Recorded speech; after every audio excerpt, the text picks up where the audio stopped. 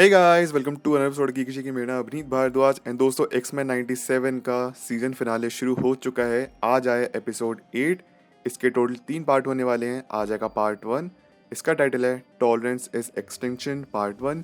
Next week आएगा tolerance is extinction part 2 और उसके बाद जो फिनाले होगा उसका टाइटल होगा टॉलरेंस इज एक्सटिंक्शन पार्ट 3। ये सीजन फिनाले चल रहा है। इन केस अगर आप लोगों ने पुराने एपिसोड्स नहीं देखे हैं तो आप सभी से रिक्वेस्ट करूंगा कि प्लीज़ पुराने एपिसोड देख लेना, उसी के बाद फिर आगे बढ़ना ताकि कोई भी आपसे चीज मिस आउट ना हो जाए।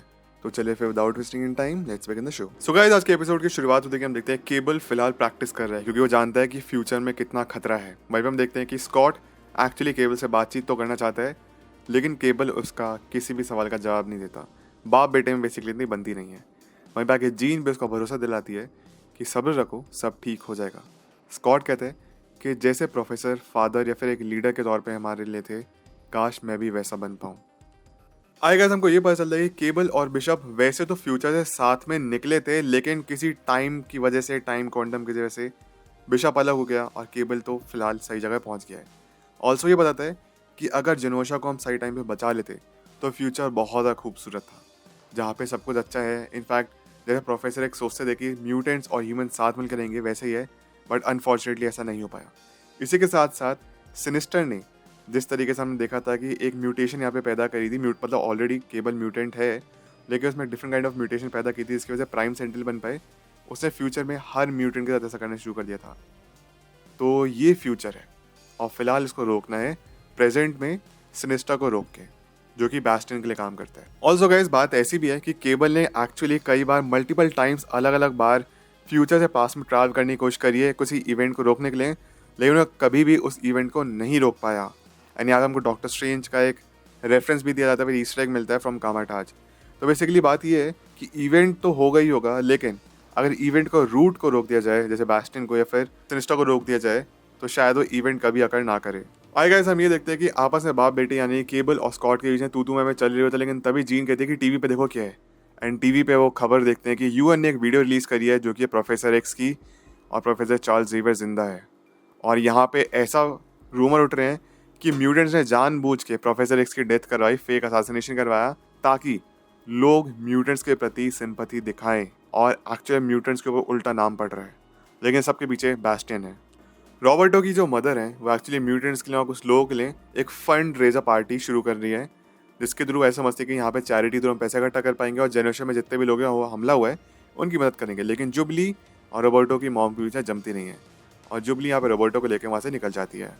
आई गाइस, होता ही है कि जीन के यहाँ पे रोग का इलाज करने की कोशिश करी एंड जीन कर्ट को बताती है कि उसके पास सारी मैडलिन की मेमोरीज हैं, जैसे कि नेथन ने उसको जब किक किया था एंड जो भी यहाँ पे मैडलिन ने फील किया सेम मेमोरीज उसके पास है, बिकॉज एट द एंड दोनों हैं तो क्लोन ही एक दूसरे के, तो सारी इन्फॉर्मेशन एक दूसरे के पास है। वहीं पर कर्ट भी अपने पास के बारे में बताता है और वो ये कहते हैं कि देखो अगर तुम्हारा खून का रिश्ता है वो डेफिनेटली है लेकिन तुम अपनी फैमिली खुद के चूज करके बना सकती हो। Family is always a choice. तो बेसिकली वो ये कह रहे हैं कि तुम चाहो तो एक्चुअली जो तुमको फील होता है अपने बेटे को लेकर, मैडलिन के बेटे को लेकर यानी कि नेथन या फिर केबल को लेकर, तुम उसका एक्चुअली अपना बेटा मान सकते हैं जीन, क्योंकि हो तुम एक ही। By the way guys, Henry गायरिक की जो मौत हुई है उसके ऊपर भी म्यूटेंट्स का नाम आ चुका है। ऑल्दो उसको मारा था बैस्टियन ने, बट यहाँ पे बस फ्रेम किया जा रहा है म्यूटेंट्स को या फिर एक्समैन को। आए गाइस, हम ये देखते हैं कि सिनिस्टर ने जहाँ पे मैग्नीटो को कैप्चर कर रखा है वहाँ पे यूएन ऑफिसर आती हैं एंड वो आपस में मिले हुए हैं। ऑल्दो जो यूएन ऑफिसर है वो मैग्नीटो की मदद करना चाहती है बट मैग्नीटो किसी भी सवाल का जवाब नहीं देता उनके। फिलहाल तो गाइस हम ये देख सकते हैं कि बीस्ट और क्रिस टेलबी के बीच में जो जितनी भी लड़ाई चल रहा था जेनोशा के बाद, वो चीज़ें ठीक ठाक होने लग गई हैं। क्रिस टेलबी ये भी पूछती है क्या तुम पता करके बता सकते हो कि एक्चुअली में अभी पूरी दुनिया में कितने प्राइम सेंटिनल्स अवेलेबल है। बीस कहता है वो थोड़ा टाइम के बाद हमके पता चलेगा। वहीं पे कैसे हम देखते हैं कि एक्समैन की टीम स्पेसिफिकली अगर हम बात करें स्कॉट की और केबल की, पहुंचे पिट्सबर्ग में एक टाउन के पास। उनको लगा था कि एक्चुअली सेंटिनल्स की जो फैसिलिटी है, लेकिन एक्चुअली जीन ग्रे बताती है ये एक्चुअली बैस्टियन का चाइल्डहुड होम है, यहाँ पे वो पला बड़ा था। आई गाइस, हम ये देखते हैं जब वो घर के अंदर पहुंचते हैं तो वहाँ पे एक बूढ़ी औरत भी बैठी है जो कि मोस्ट प्रोबेबली सेबेस्टियन की मदर है। एंड वो ये कहती है कि मेरे बेटे ने बोला था कि तुम कुछ लोग आओगे और मुझे यहाँ से लेकर चले जाओगे। तभी जीन ग्रे को एक ड्राइंग दिखती है जिसको सेंस करके बता पाते हैं कि सेबेस्टियन का बचपन कैसा था। दरअसल में वो one of the most powerful mutants था जिसके पास थॉट्स या फिर लोगों की आवाज़ नहीं, उसके साथ साथ वो मशीन्स की आवाज़ सुन सकता था। एंड वहीं पे कुछ एक अजीब सी चीज़ थी जिसने इन्फैक्ट कर दिया था उस बच्चे के फादर को, जो कि उसी स्कूल में जैनिटर थे। और उसके बाद जब उसने वाइफ के साथ गुलू किया तो आगे कई सारे ऐसे सेंटिनल्स भी पैदा होने लग गए या फिर एक म्यूटेशन होने लग गई, जिसकी वजह से past, present and future change हुआ। आई गाइस, जीन के रियलाइज़ कर दिया बास्टियन जो है वो आज से जितने भी सेंटिनल प्राइम है उनका बेस्ट वर्जन है। उसके बाद सारे सेंटिनल प्राइम्स की पावर तो अपने आप में काफ़ी खतरनाक है वो म्यूटेंट्स के लिए। आई गाइस, एक काफ़ी कमाल का सीन आता है जहाँ पे हम डॉक्टर डूम को देख पाते हैं। दरअसल में यहाँ पे ना रेफरेंस डाले गए हैं अलग अलग कैरेक्टर्स के, जो कि मार्वल के बहुत इंपॉर्टेंट कैरेक्टर्स हैं, जो मे भी फ्यूचर में आ सकते हैं, लेकिन एज ऑफ नाउ एक्समैन में फोकस सिनिस्टर, बास्टियन या फिर एक्समैन टीम पे ही रहेगा। तो गाइस, हम यहाँ पे देखते हैं कि बास्टियन ने अभी तक कितनी टेक्नोलॉजी एक साथ इकट्ठी की, कितनी इवॉल्व करी, एंड लगातार इस पर वो ऐसे ऐसे एक्सपेरिमेंट कर रहे हैं जो कि इतने खतरनाक है कि सारे ह्यूमंस एक दिन मर जाएंगे और सबके साथ सिर्फ बचेंगे तो म्यूटेंट्स, या फिर सारे के सारे म्यूटेंट्स मर जाएंगे और बचेंगे तो सिर्फ और सिर्फ ह्यूमंस, वो भी साइबॉर्ग ह्यूमंस। गाइस, हम देखते हैं कि एक्चुअली बास्टियन ने आम लोगों, आम जनता को उठाया है, उन पे एक्सपेरिमेंट किया और इस तरह के एक्सपेरिमेंट किए कि उनको सुपर पावर्स तो मिलेंगी और वो यहाँ पे म्यूटेंट्स का खात्मा कर सकते हैं। और ये बात देख के यूएन के जो ऑफिसर है वो थोड़ी घबरा जाती है कि शायद बास्टियन के साथ हाथ नहीं मिलाना चाहिए था।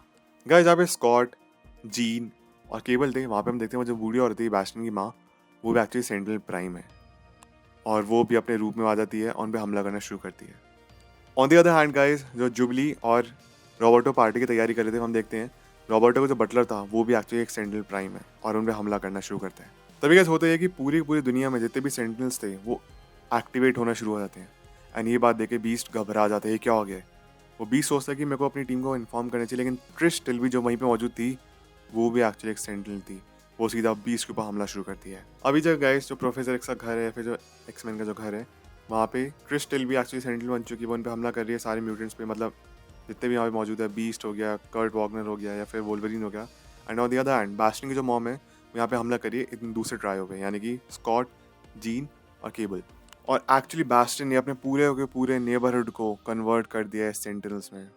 तो यहाँ पे अब सब फंस चुके हैं, बहुत तगड़ा हमला चल रहा है, हर जगह हमला ही हमला है। गाइस, एक बहुत ही ज़्यादा ज़बरदस्त कूल सीन आता है जहाँ पे वोल्वरिन मल्टीपल सेंटिनल्स को एक साथ मारते रहता है। वहीं पे कर्ट वॉगनर भी तलवार उठा के, जो आइकॉनिक तलवार वाला सीन है वो उसका आता है, वो भी बहुत सारे सेंटिनल्स को मारे। तो काफ़ी मतलब मज़ेदार एक्शन सीक्वेंस हमको यहाँ पे देखने को मिलता है। वोल्वरिन और कर्ट यहाँ पे बहुत सारे सेंटिनल्स को मारते हैं, लेकिन वो देखते हैं कि अभी और भी आने बाकी हैं।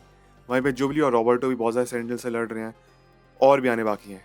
एंड ऑफ कोर्स यहाँ पे स्कॉट, जीन और केबल भी काफ़ी सारे सेंटिनल्स से लड़ रहे हैं, लेकिन और भी आने अभी बाकी हैं। सब लोग एक्टिवेट, सारे के सारे सेंटिनल्स एक्टिवेट हो चुके हैं। अब परेशानी वाली बात गाइस होती ही ये है कि जुबली और रॉबर्टो पहुंचते हैं उसी चैरिटी में जहाँ पे पार्टी चल रही होती है, और रॉबर्टो आके अपनी मॉम को बताता है कि मॉम, जितने भी सेंटिनल्स हैं ये मुझे मारने की कोशिश कर रहे हैं। लेकिन जितने भी सेंटिनल्स आते हैं वो अपना रूप बदल लेते हैं एंड वो कहते हैं नहीं, हम यहाँ पे म्यूटेंट्स को बचाने के लिए आए हैं। एंड जितने भी लोग वहाँ मौजूद हैं सब समझ जाते हैं कि इसका बेटा रॉबर्टो म्यूटेंट है, जिससे थोड़ी खुसफुस शुरू आती है पार्टी में। अब होता ही है गाइस कि एक्चुअली बास्टियन पहुंचे प्रोफेसर एक्स के घर के बाहर, जहाँ पे देते हैं हर जगह तबाही मच चुकी है। लेकिन इतने में सिनिस्टर अनाउंस करते हैं कि वो जो यूएन ऑफिसर थी उसने मैग्नीटो को आज़ाद कर दिया है। ये बात सुन के बास्टियन को बहुत ज़्यादा गुस्सा आता है एंड तुरंत अपनी फैसिलिटी में पहुंचता है। अब गाइस होता ही है कि बास्टियन जैसे अपनी फैसिलिटी में पहुंचता है, वो जो यूएन ऑफिसर थी वो बोलती है, वह एक अपना मोनोलॉग देती है एंड वो ये सिंपल वर्ड्स में कहती है कि एक बात मैं समझ चुकी हूँ और एक बात करेक्ट भी है कि मैग्नीटो प्रोफेसर एक्स से ज़्यादा म्यूटेंट्स को समझता था और तुमको कोई आइडिया नहीं आया कि अकेला म्यूटेंट जो मैग्नीटो वो क्या कर सकता है। हम देखते हैं कि एक्चुअली जो मैग्नीटो है वो नॉर्थ पोल पे पहुंच गया है और अपनी इलेक्ट्रोमैग्नेटिक वेव्स निकालना शुरू करता है, जो कि पूरी अर्थ पे फैल रही हैं। और गाइस, अब आता है बेस्ट सीन जहाँ पे हम मार्वल के अलग अलग कैरेक्टर्स को देख पाते हैं, स्पेसिफिकली स्पाइडरमैन को। एक्चुअली यहाँ पे केमियोस डाले गए हैं और उसके बाद सबसे खास बात यह है कि जो मैग्नीटो की जो पल्स निकल रही है, इसकी वजह जितने भी ये सेंट्रल प्राइम थे ये धीरे खत्म होने लगते हैं। एपिसोड के एंड में बिल्कुल हम गाइस देखते हैं प्रोफेसर एक्स के घर पे प्रोफेसर एक्स फाइनल लैंड हुआ था एंड वो कहता है आई होप मैं ज़्यादा लेट नहीं हूँ, एंड वो बोलता है to me my ex man. And guys, इसी हाई नोट पे ये एपिसोड खत्म हो जाता है। सो गाइस, ये थी आज की वीडियो, ये था आज का episode. I hope you enjoyed. आपके जो भी कोई थॉट्स है प्लीज़ मुझे कमेंट में आके जरूर बताइए। डेफिनेटली आपका खुद की कोई थ्योरी होंगी, कोई भी थ्योरी, कुछ आपने पढ़ा हो, कुछ लीक आपने पढ़ा हो, कुछ आपके दिमाग में चल रहा हो, कोई भी thought, please do let know comment section below. And इसी के साथ मुझे ये भी बताइए कि आपका फेवरेट एक्समैन कैरेक्टर कौन सा है एंड क्या आप लोग खुश है मार्वल के इस फैसले से जो 90s वाला शो था उसी को आगे कंटिन्यू करना। ये भी मुझे अपनी राय कमेंट्स में जरूर बताइए। अगर आप सब मेरे साथ इंस्टाग्राम एंड ट्विटर पर जुड़ना चाहते हैं, लिंक आपको डिस्क्रिप्शन बॉक्स में मिल जाएगी, नहीं तो मेरे यूजर नेम आप लोग अपनी स्क्रीन पे देख ही सकते होंगे। मिलते हैं आप सभी से अगली वीडियो में। अपना ख्याल रखें, always remember you all are super heroes. Life में हमेशा अच्छा करिए। Thank you so much, take care, bye.